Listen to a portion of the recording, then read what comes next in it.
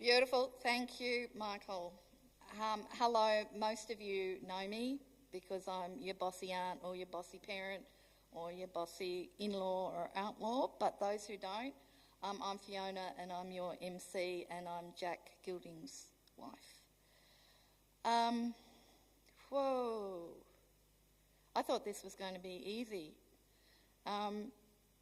Before we begin, I'd like to acknowledge that we're on the land of the Moonawina people and that I'd like to pay my respects to elders past and present. And I want to talk about stories. Today is about stories because that's what we're sharing, and when you die, that's what you leave, a legacy of tales. But I used to work with a guy in Gundi Jamaraman in Victoria, and he said, Fiona, wherever you stand, sit or wheel in this country, there are stories. And I just thought that was a really nice base from which, here we are, I'm standing on a stool that's on a wooden platform that's on a church, but right down there is the earth. So today is about stories. It's stories about Ruth, about her impact on you, conversations you had, things that were done with her. And we all have stories, and that's what makes us. It gives us a context, a history, a present, and it gives us a hope for the future. And when we die, the stories remain, and they're essential to the part of remembering, and that's what we're starting to do today. I've got one story. Is there anyone here from Bishop Davies Court? Right, okay, that's no worries. Ruth was a guerrilla gardener and took things into her own hands, and she was at Bishop Davies Court and she wanted a garden. She had a garden in her, outside her room. She had her own kind of courtyard, and then there was a kind of scabby piece of dirt near the driveway, and she was out there hacking with a mallet, mattock, and I don't mean a little mattock, I mean a mattock, and they got a bit cross at her for doing that, and then she said, "Well, I want a garden," and so there was a gardening day organised, and so what that meant was that Ruth went along, and there was a person with a pot who took the plant out of the pot, and then someone had dug the hole, and Ruth got to put the plant in the hole, and that is not gardening. That is not, to any gardener here, that is not, and it wasn't her gardening. She grew veggies, she, was out there with a mattock. Anyway, she told us long after the fact that she'd gone out to do some of her own gardening around these bushes that needed some attention, and that she'd fallen into the bushes because they weren't pruned yet by her, and it was really hard for her to get out. And obviously she was not going to call for help, because help would mean she would never be out again by herself. She did manage to get out before anyone found her, made her way to her room and stayed there for quite a few days. No word was mentioned to anyone until it was well in the past. I took Ruth to a couple of concerts at St David's church, which she loved. She loved music, was her essence. And in one of her diaries, there's this little note about going, and her diaries are about this big, and there's a little note about the fancy teapots and cups and saucers that were in the cafe or the restaurant, the hotel opposite St David's Church.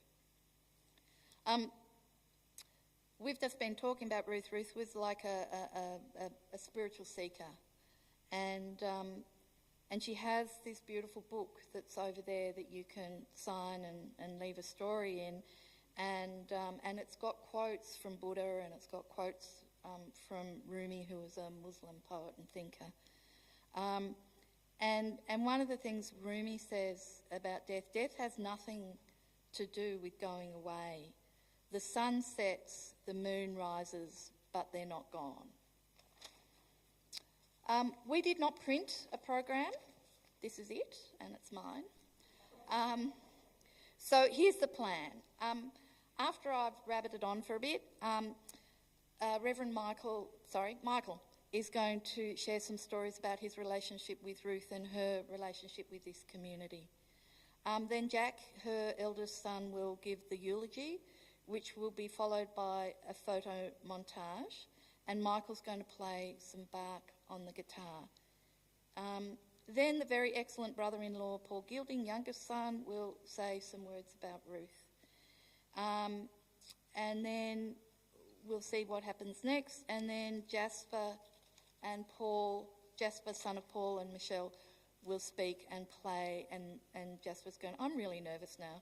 This sounded fine in my lounge room with my dog looking at me when I read it out.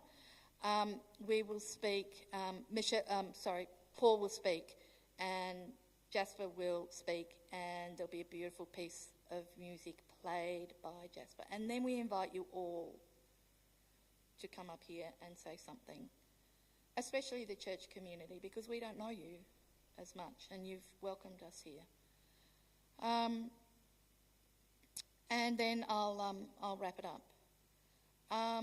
So, Michael, and we've got. I'm obviously standing on a stool, and so there might be a bit of jiggering around, or maybe Michael will stand on the stool too. Who knows?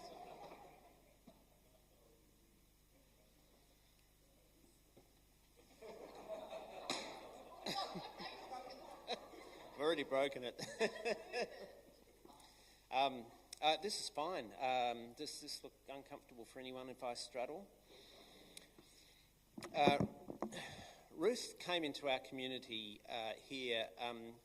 It's probably getting close to 6 years ago, at about the same time that my wife Sally and I came here. Ruth had also just moved from South Australia, as we had. Sally and I had the benefit of living in a beautiful place in South Australia called Balhanna, which is in the Adelaide Hills, and we had moved from there.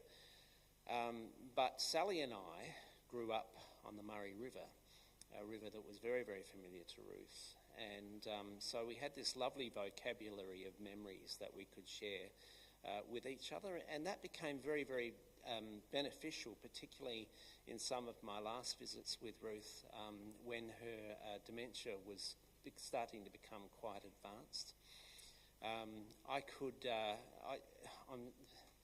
I'm lucky enough to have worked in aged care before I started training for the ministry, and so I knew a little bit about dementia and how to sometimes unlock those parts of the memory that are still accessible. And that's, where Ruth's and my conversations ended. They began on the subject of God.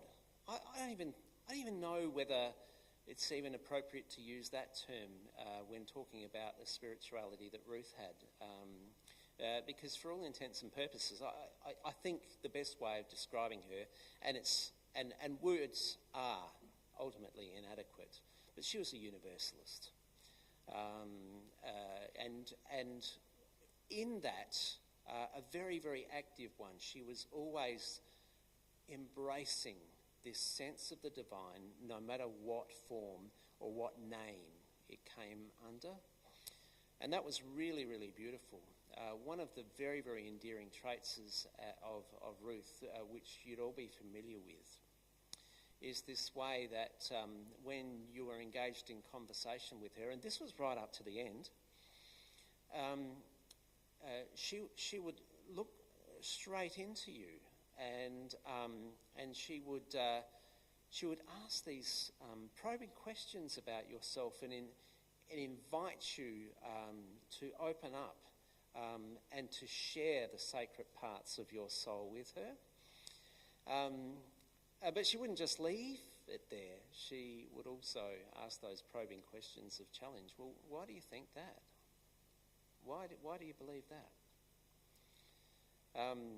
So the conversations I had with Ruth were like conversations that I had when I was studying divinity at university, when my presuppositions about my faith and the reasons that I believed the things that I believed were being challenged.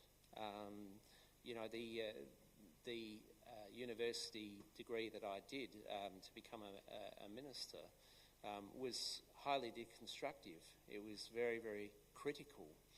And you either emerged from theological training completely deconstructed or with a stronger resolve about the fundamentals that you believed because you had been through the process of arguing for them and debating them. And so I cherish these rigorous conversations that I had with Ruth, and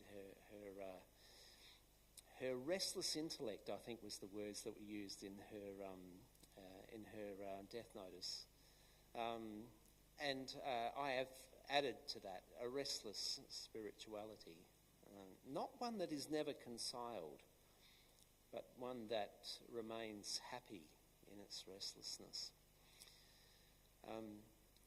So I very much adored the conversations and times that I spent with Ruth in her home in Lewin Avenue and later in Bishop Davies. Those later visits, we probably talked less and shared more in terms of music. I used to take that guitar in there and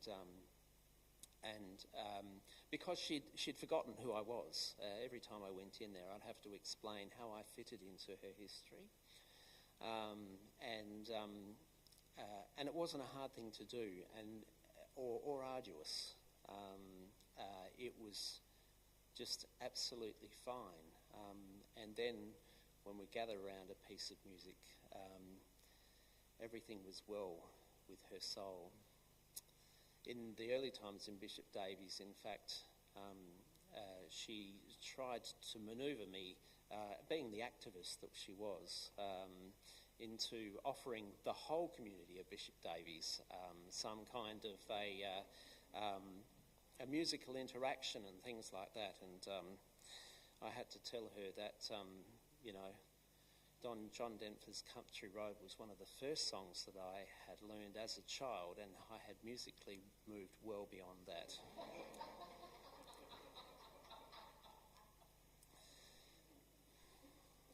But what a splendid person, and I see you that are related and gathered to her and gathered here today that were part of her family, and I can see how her legacy continues, just as you said, Fiona. So blessed to have known Ruth. Thank you.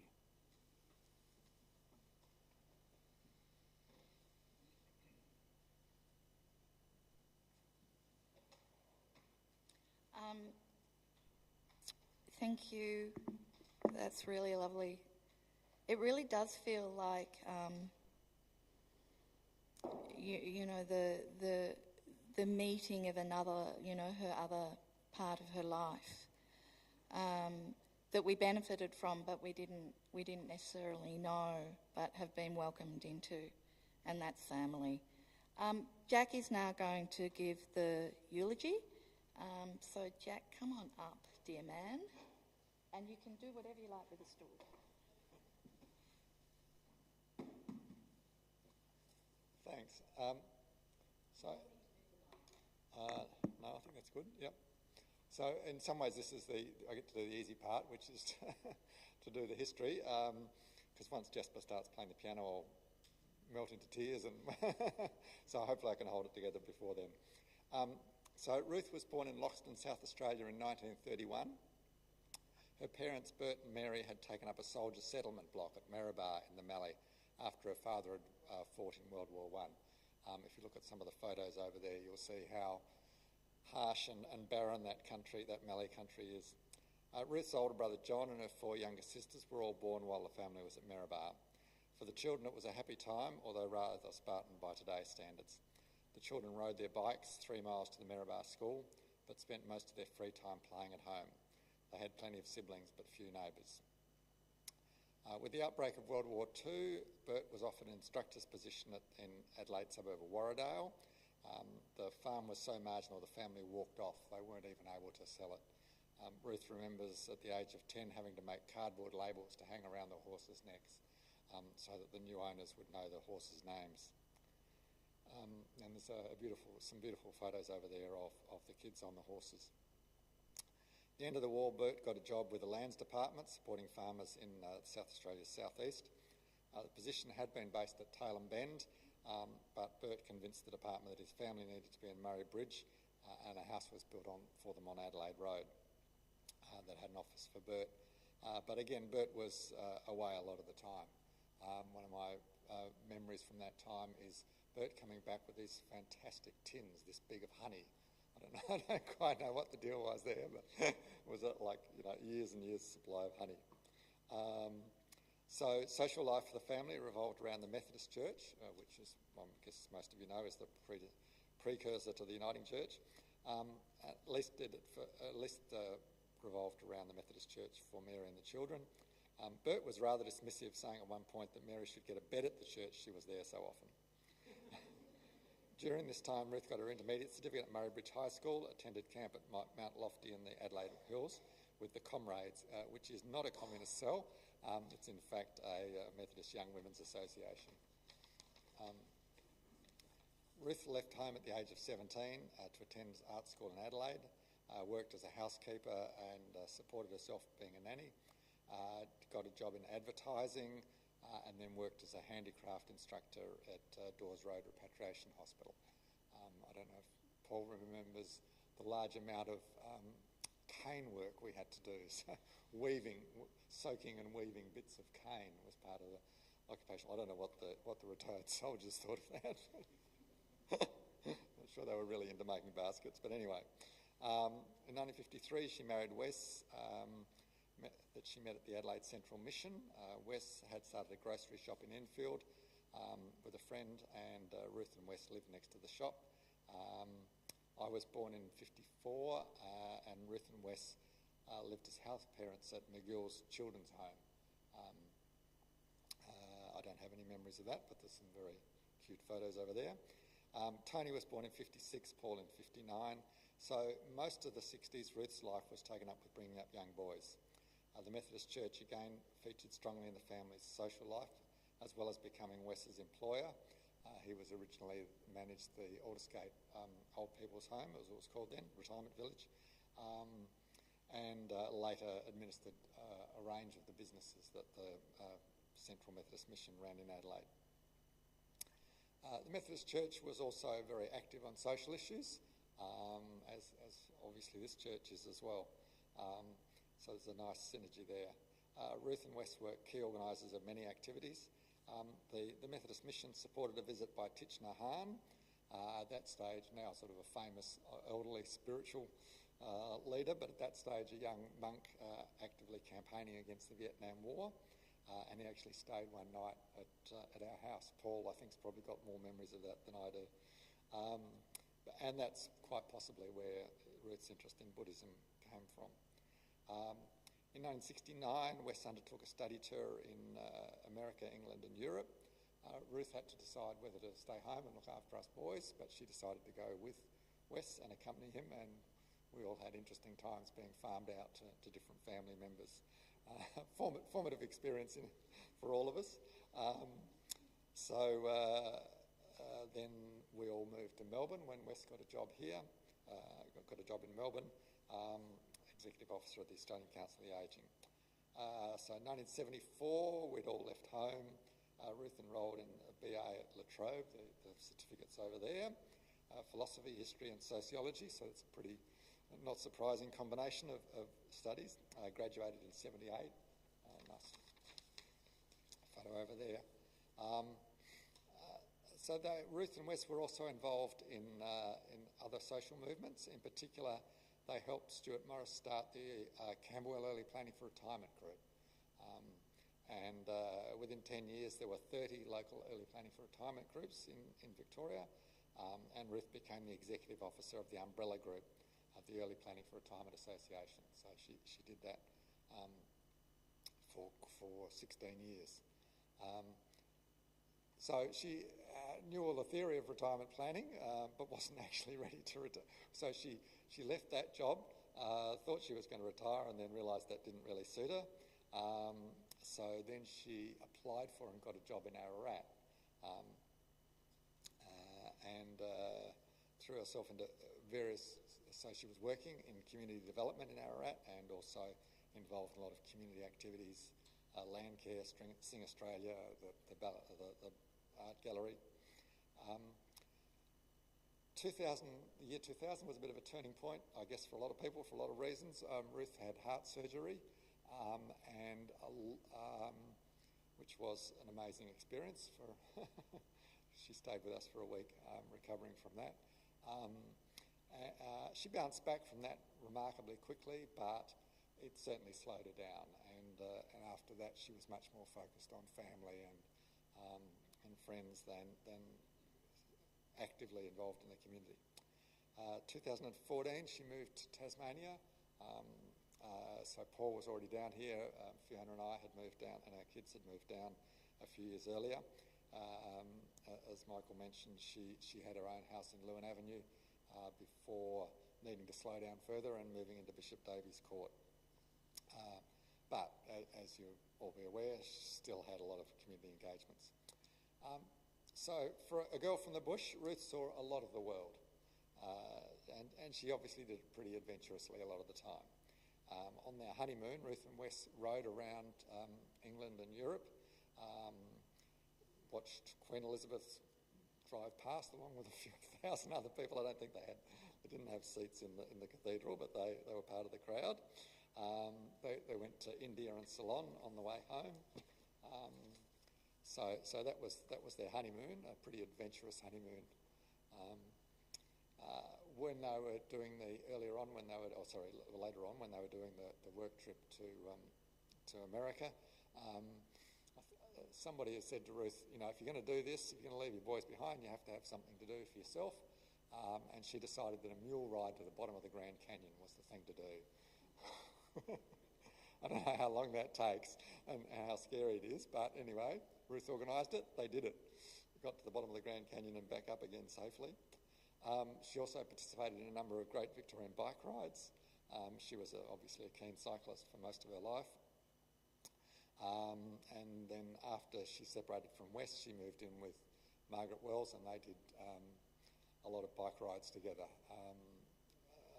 Margaret was even more adventurous than Ruth. There were stories of Ruth calling a halt and camping, and Margaret riding around in circles because she didn't want to stop riding. She also went on a 3-week trek in Nepal, so, I haven't done half of this. Got a bit of catching up to do. She visited Tony in Japan when he was a guide at the expo in Okinawa. She visited Turkey with Tony and Ria. She visited Paul, Michelle, Callan and Asher in Amsterdam. And she visited her sister Jeremy in California. So she really got around. I only realised after her death that I had kind of presumed that music was part of the family tradition, but in fact she took up music after all the boys were born. She took up the recorder first, singing. She was in the Adelaide Harmony Choir and later learnt the flute as well. So music was always a big part of our family life. All of the boys had music lessons. I unfortunately dropped out, but the others kept up with it for the rest of their lives, which was inspiring. Camping holidays was another big theme, I guess, in our youth and in Ruth's life after that. Once again, some lovely photos over there. Ruth had an uncanny ability to make friends with strangers, or to strike up relationships with strangers, and Michael's talked about some of that. My favourite example of this is I'm on a plane somewhere. I don't quite remember why I'm at the front of the plane and Ruth's at the back of the plane, but I'm standing up waiting for Ruth to come forward, and this young man comes up to me. I didn't know who he was, and he says, "It was such a pleasure to talk to your mother." Who is this guy? And she's obviously told him her life story, and as Michael said, probably quizzed him about his spirituality and said, "That's my son up the front there," and all in the process of like a 1-hour flight. She was always comfortable outdoors.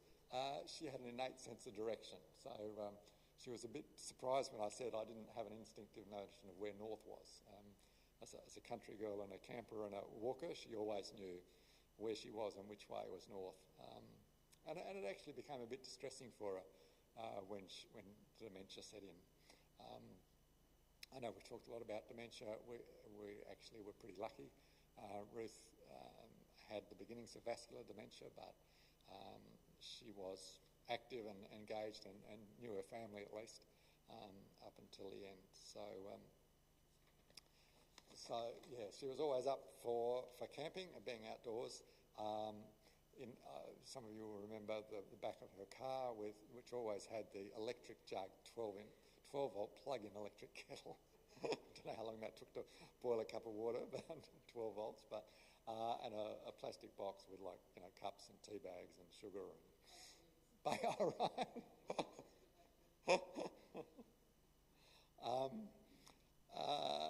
Michael's talked about this, but she had a fascination with history and with spirituality. You saw that in the subject she did at university.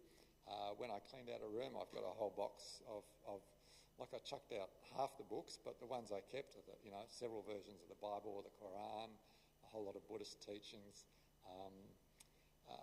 And she proselytised it a bit as well. She was involved with the Beaufort Monastery, Naplu, and she also visited the Chenrezig Meditation Centre in Queensland with Ria.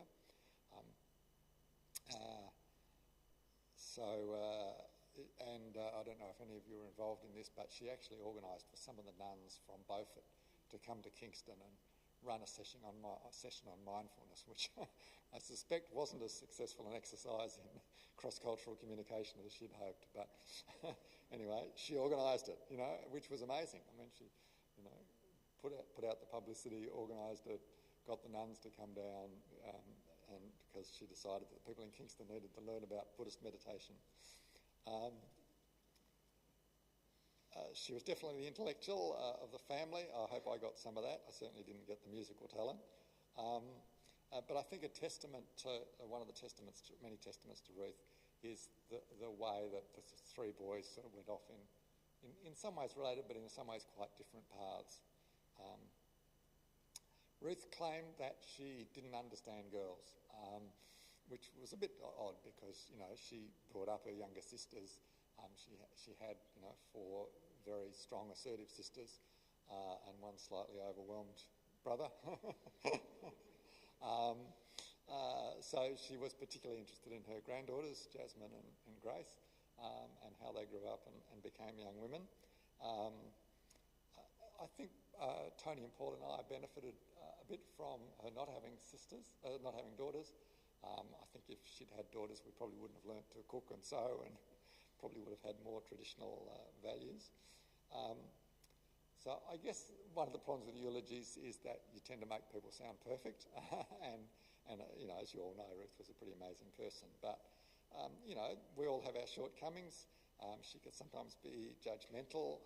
She could sometimes be very opinionated. And I guess that's, goes with being, having studied a lot and thought a lot about things. It could also be a bit frustrating. She would tell us repeatedly that she needed to sort out the papers in her room. Paul worked out a brilliant technique of saying, well, I'll take those and we can do those later, and throwing them in a box and driving them away. So,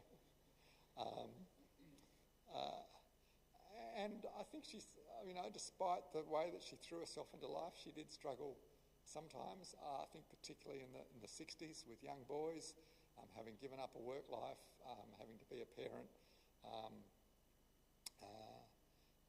But she navigated those changes with grace and optimism. She probably had to do a bit more than you would normally expect of young kids. So the twins were born a few years after Ruth in Maryborough. I don't think Ruth's mother was, although she did an amazing job of bringing up those kids in very harsh conditions. I don't think she was particularly cut out for being a mother either, and so Ruth got lumbered with a lot of looking after her younger siblings. And then she ended up with 3 boisterous young boys, which was another challenge. And then the separation from Ruth after we'd left home.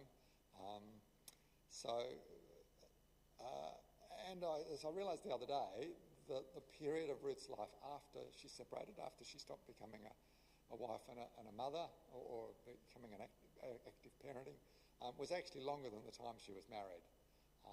And in that time, she made a life for herself in Melbourne, she made a life for herself in Ararat, and she made a life for herself in Kingston, in Tasmania. And she also had to cope with the death of a grandson and then a son, which is, hard for anybody, and I guess even with a commitment to Buddhist detachment, that's a challenge. If you think back over that time, enormous social challenges, from 1931 to 2023. That's a very different world that we're in now, and I think a lot of bright, intellectual, enthusiastic women like Ruth, found the early parts of that, a struggle. I don't personally think there's any conscious afterlife, but I'm sure that Ruth's intellectual curiosity, her wisdom, her generosity, her optimism live on in her sons, her grandchildren, her great-grandchildren, and the, probably more than we can count, lives that she touched. Thanks.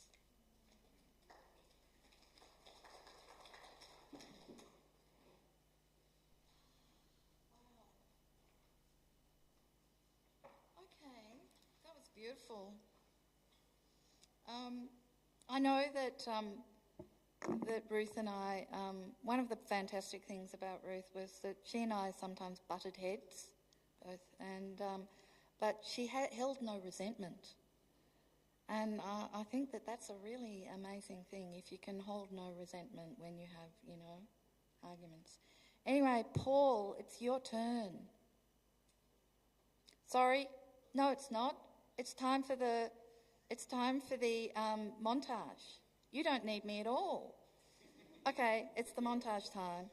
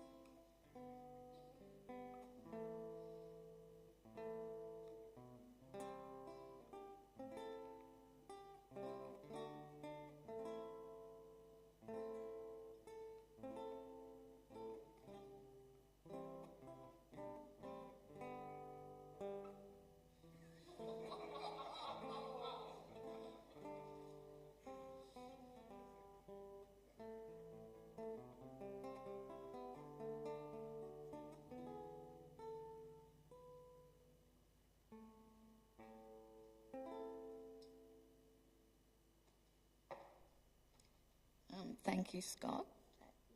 That's great. She was very stylish. That last photo, you know, what came to mind was the female James Bond with those glasses and that cigarette. Okay, it's now time for, sorry for the muddle up before. Paul, you're next.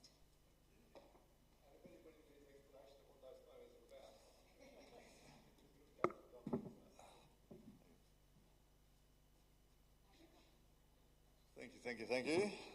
Thanks, Jack. That was an excellent summary of all those things of life. What extraordinary life. Amazing.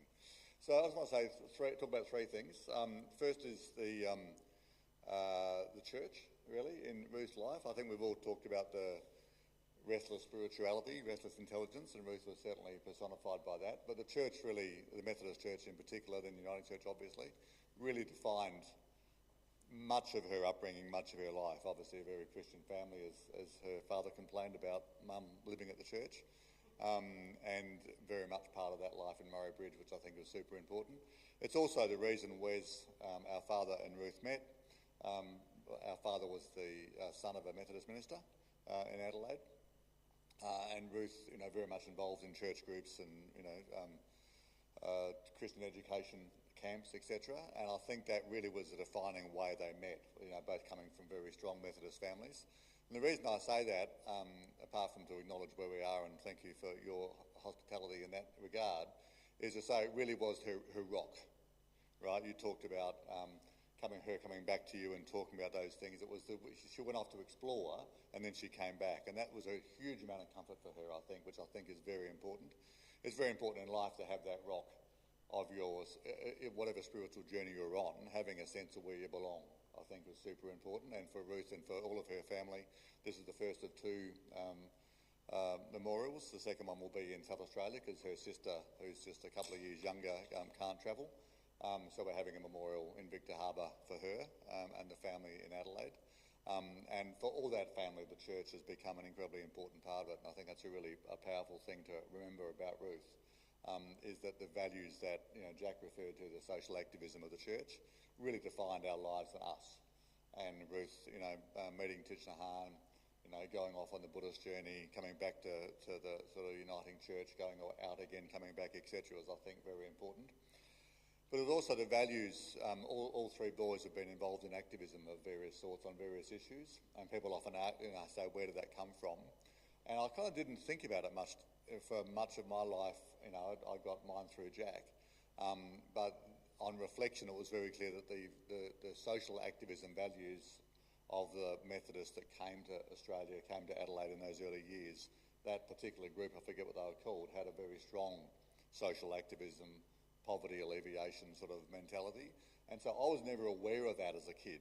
Like, we weren't talked to about that. It wasn't something we had to learn from our parents. It just became something we picked up.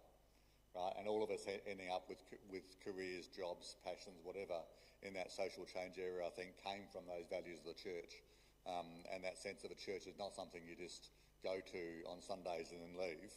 You know, church is very much about values and beliefs and who you are and how you live in the place that Fiona talked about. You know, your place is to be supportive of your community, whether it be poverty alleviation, climate action, you know, Indigenous rights, whatever. That sense of place, I think, is super important, and Ruth really personified that, I think, in her life, which I think was really important. It also really, I think that phrase that I think Jack came up with, restless intelligence, is just such a beautiful summary of Ruth, right? Is that all those pictures, amazing pictures of her life and where she went to and what she did, was really that restlessness that I think was so powerful for her, the adventurousness, you know, the going off, the photos on the elephants, the, you know, treks in Nepal, the cycling through Europe for your honeymoon. I remember that photo of Ruth and her bicycle and tent. I suspect it was the same day. It was a Christmas day.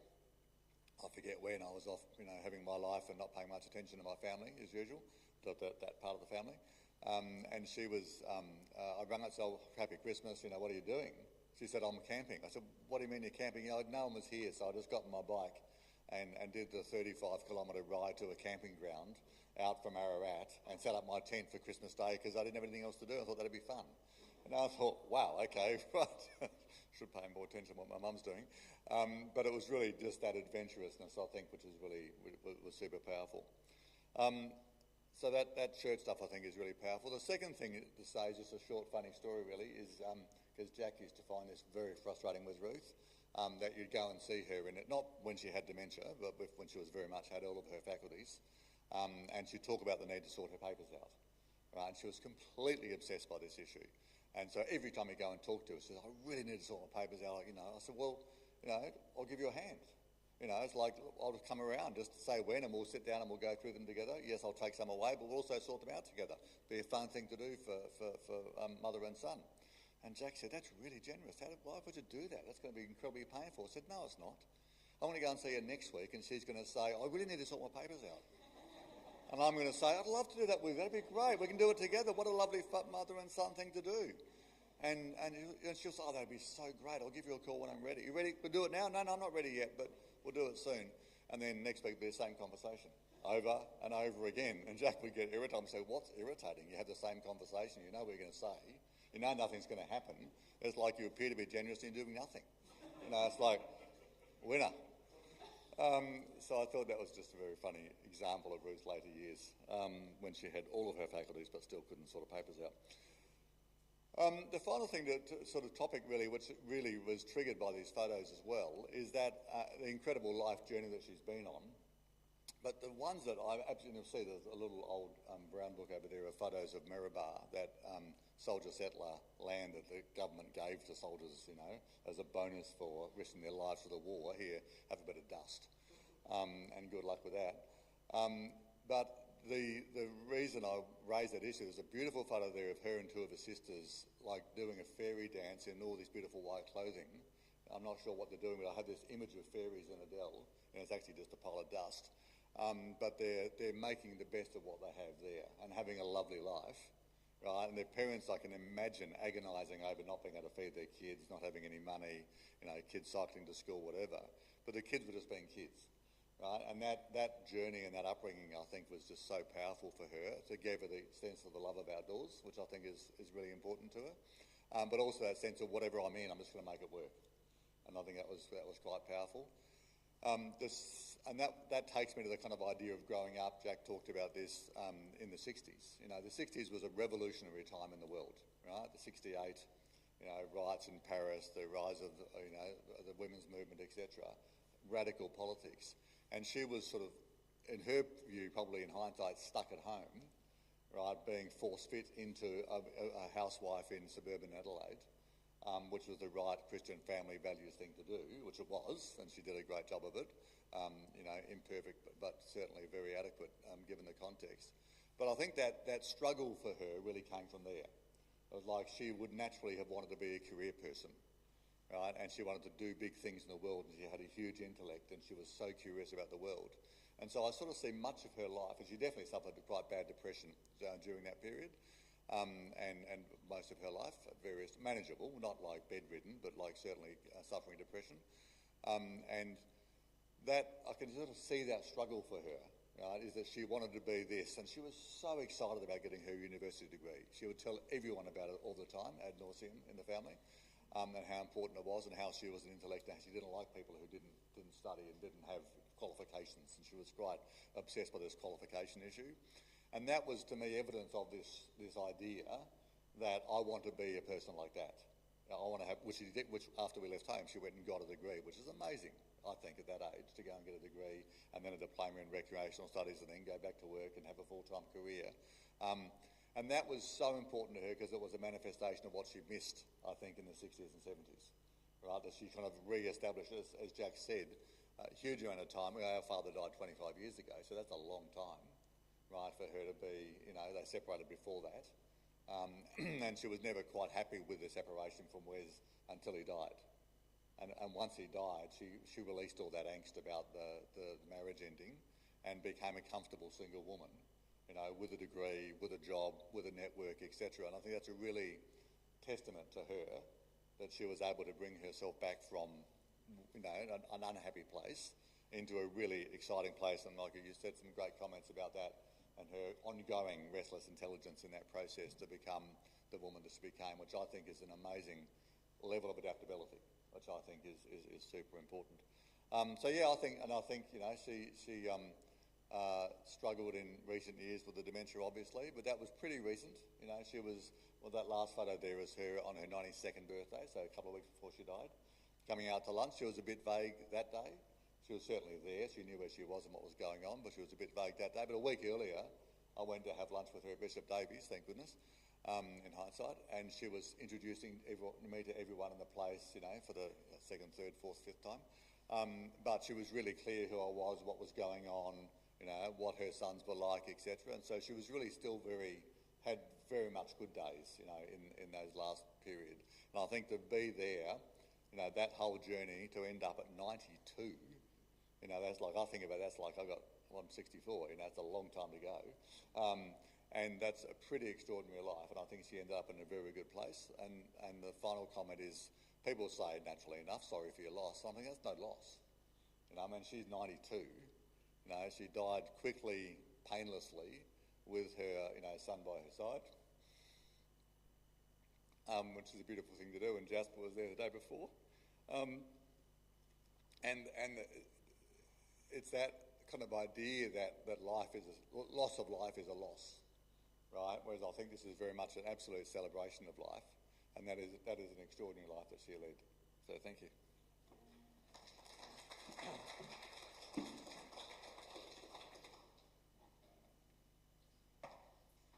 I remember Ruth when I met her.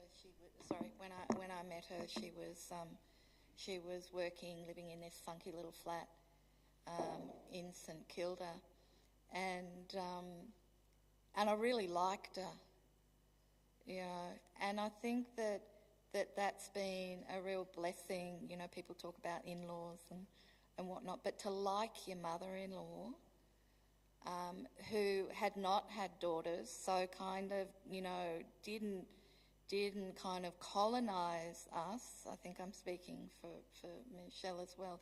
Didn't colonise us, but really enjoyed us, because we'd been through all our stuff, so we were a bit more together than like kids. But she really loved us.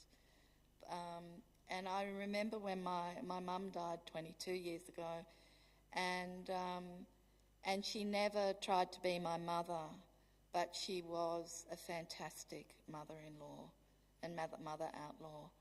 And I remember once we were washing up, and I turned to her and I just said, "Mum," and she said, "I can be that if you want." And I went, "I'm okay," And it's like that kind of generosity of spirit, of not kind of holding on to things, which is the Buddhist kind of, let it go, but just that flexibility. And when she went to Nepal with a boyfriend at the time, who she thought, boyfriends didn't last too long because she was too bright and kind of, they wanted a nice soft life. She was still seeking, and Tony, the middle brother, Tony Gilding, was working in a business where he had kind of cups with funny things on and strange slippers, and he'd given Ruth a pair of slippers that were like the the Yeti, yeah. And so they were like the Yeti, and they had lights in so that you could see when you went to the toilet. This is kind of real Tony. And she had this idea that she would take them with her to Nepal in her backpack and kind of put them out and leave them out, to freak everyone else out. But the packing for when you go backpacking in Nepal is very tight, and so there was no space. But I loved that kind of slight wickedness you'd see. Anyway, it's now time for Jasper. You're next.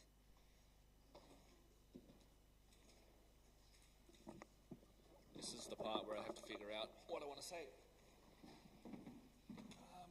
So obviously, as grandchildren, we knew Ruth for a pretty small portion of her life compared to some of the rest of you. And we were still it's just interesting how over such a small period of her life where you would typically start losing certain aspects of yourself and being so different to how you were growing up, she just, from stories I've heard in the past, from things I've heard today, she was exactly the same at however old she was when I was born, 67 plus to all the way through to 92. There were so many aspects of her life that were just exactly the same. Some of it being a frankly ridiculous level of physical fitness for someone her age. I remember when we were living in Stanmore Park, she would have been, I think, 75, 76, something along those lines, and we'd go for walks up this nearby place called Mount Mitchell, which was maybe 2-3 hour return walk, and she'd be storming off ahead of us. We were sort of like 8 and 10 years old, so you'd think we'd be running loops around everyone, and she'd be like, no, stop, come on, we're going to the top, stop looking at that, we got a walk to go on. And even right up at the end, like Dad said, I was lucky enough to spend a good little bit of time with her in hospital, and she would just have the tightest grip on your fingers. I'd have to sort of spend a good 2 or 3 minutes trying to pry her hands off mine so the nurses could get her arm free so they could give her an injection, or just she went out at sort of peak physical fitness still at 92 is absurd. The other thing I think I'm probably going to remember the most about her, and I'm sure Oscar and Grace say the same, is just no matter where she was, she just was so happy to be surrounded by friends and family and lively conversation. And even so, we, on Mother's Day, which would have been about 2 weeks before she passed away, we all went out and we all had lunch at the Salty Dog, and she wasn't aware of what was going on a lot of the time. You could see it in her face. She'd be getting a little bit confused and she might get a little bit frustrated, but she was just happy to just sit back, watch the conversation, not really listening to what was saying, just observing how it was being said, I think is probably the best way to put it. She was just really happy to see her family around her, being involved, laughing, living, loving life. And I think that's probably what will be my main takeaway for the rest of my life whenever I think back of her, was just, if I can have that level of care and love for my friends and family, where it doesn't matter if I don't know what's going on, I'm just happy to be around them and see them having fun, then yeah, that's something I'm going to be very happy to hopefully take away with. Not much else. She also obviously loved music. There's been a lot of talk about music today. She would also always love to just sort of sit and hear me play piano. I'm sure the rest of the family will happily say that I only learned about 8 songs over the 10 years I've been playing piano. I just play them over and over and over again. Most of them got sick of that. She never did. It was just music. She was happy to hear it again and again. So I'm going to play a song by an Italian pianist called Ludovico Einaudi. It's called Nuvole Bianche, and it translates to White Clouds. She must have heard this God knows how many times, but, she can't stop me, so one more.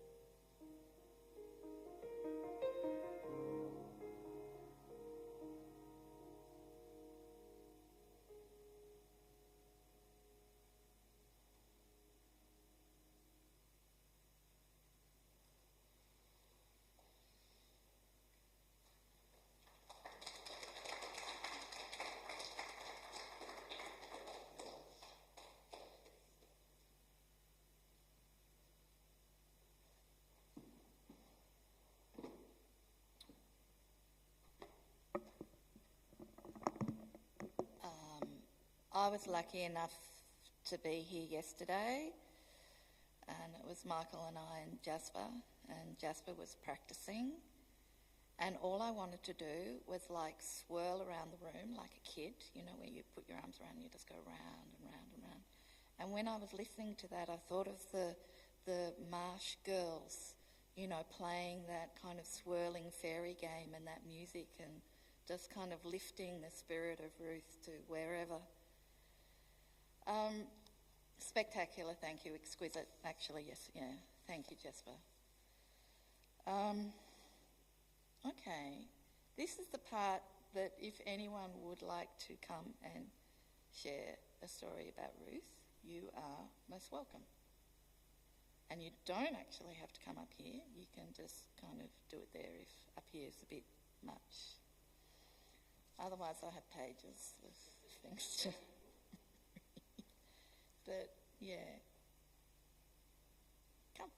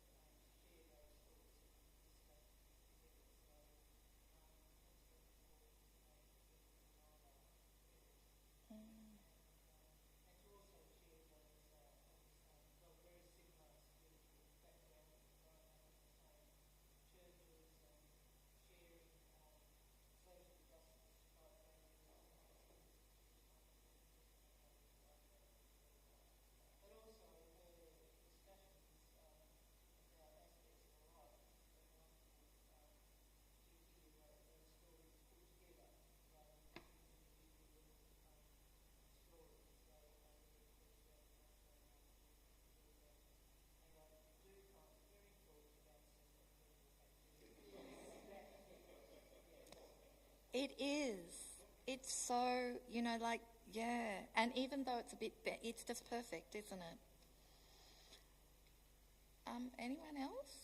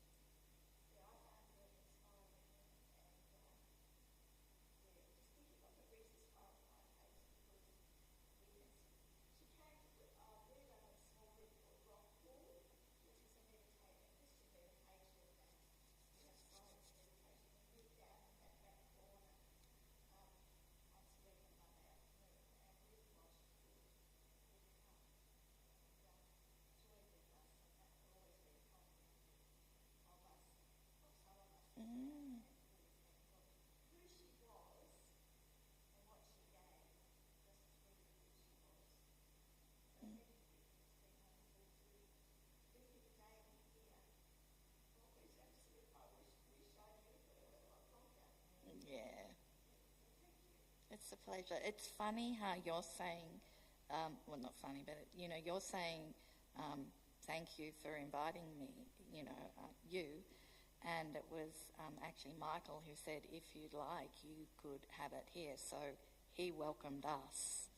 So that's, you know, and it was like as soon as he said it and I went home and reported, it was like, yes, you know, it's perfect.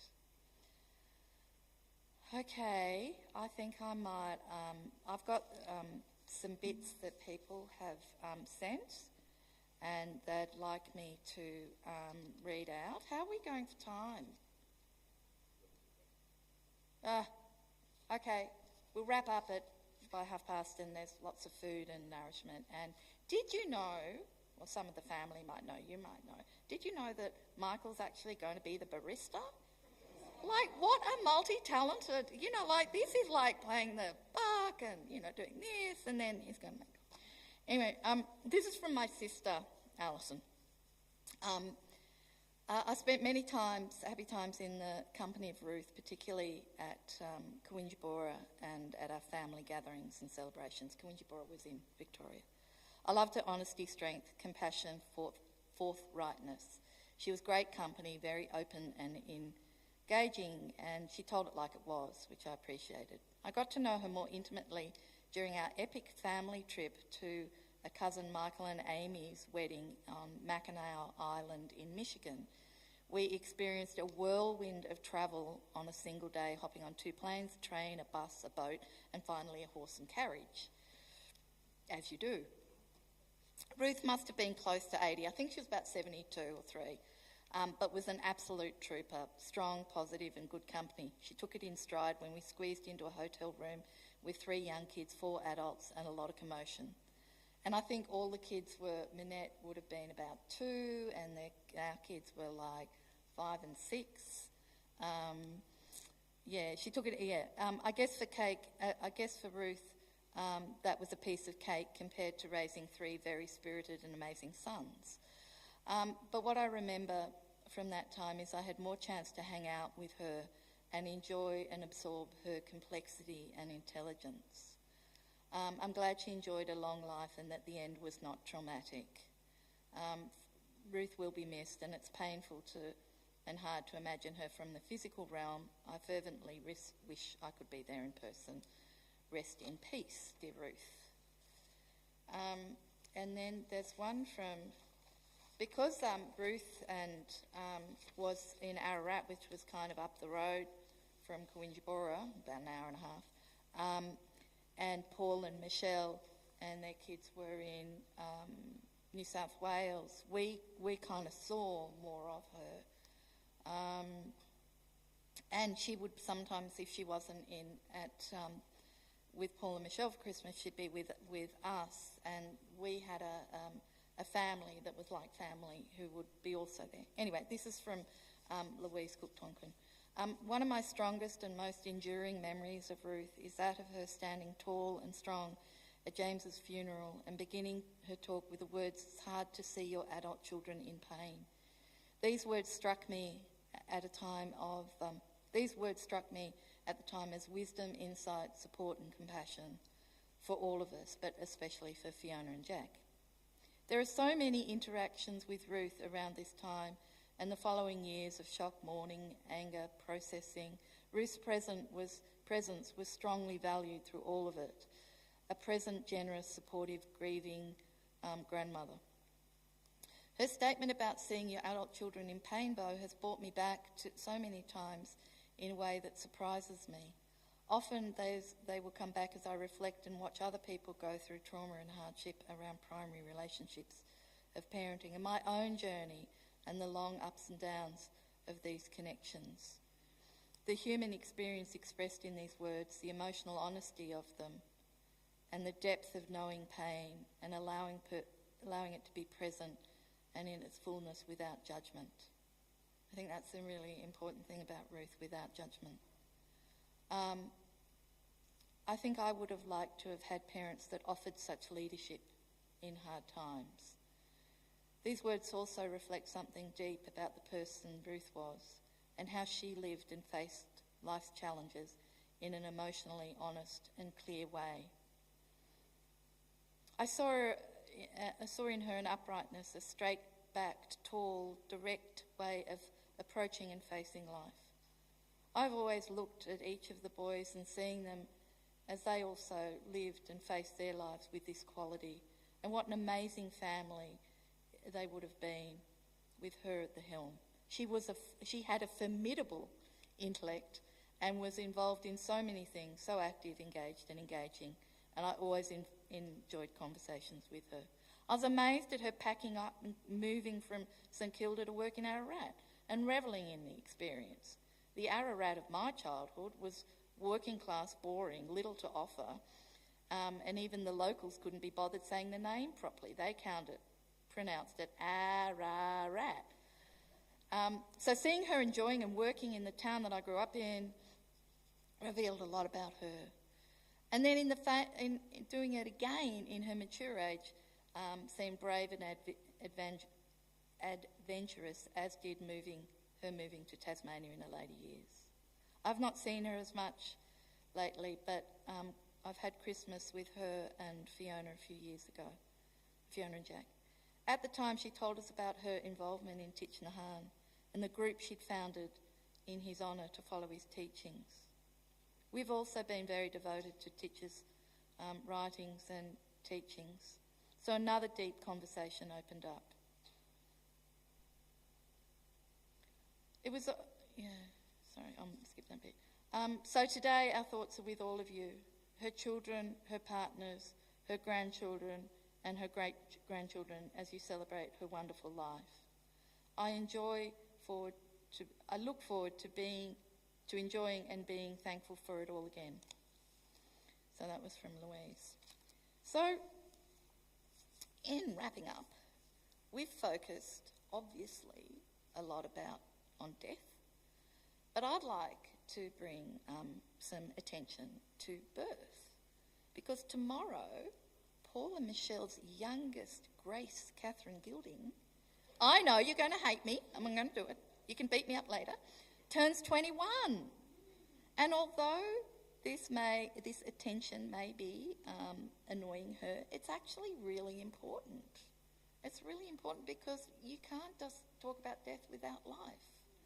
So, happy birthday for tomorrow from me, and you can, steal my chips or whatever later. In winding up, I've got a really useful distraction. I have to talk about Lady Alice biscuits. Okay, Lady Alice biscuits are synonymous with Ruth. All her grandchildren have eaten them, and us as well. Ruth would arrive to our house with her little kind of portable kind of cafe in the back of her car with a plastic container of Lady Alice biscuits. When we arrived at her house, she would have made them, or she'd rustle around and find some. Jasmine has strong early memories of making them with Ruth. Jazz actually offered to make some for today, but her full-time work took over, so I approached a lovely little cafe called Little Missy Patisserie, and if you don't know it, you need to know it.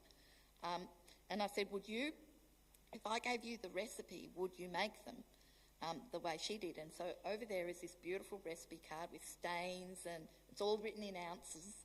And so they said, sure. And so there are 30 Lady Alice biscuits out there, which I think might mean everyone can have at least one. I just need to say this too. I married Jack as, absolutely gorgeous Gilding, but what I also got was the Gilding family, and I got the most incredible sister-in-law. So I just want to go, Michelle, I love you to bits. Thank you. And, all these gorgeous children and nieces and nephews and yeah. So Jack Cornfield is a well-known Buddhist, and this is my message to you, and it truly is the last words, and that is, may you be filled with loving kindness. May you be well. May you be peaceful and at ease. May you be happy.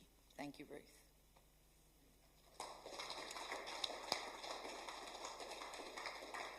So now we can eat and chat and look at the albums and write in the little book and drink tea and coffee.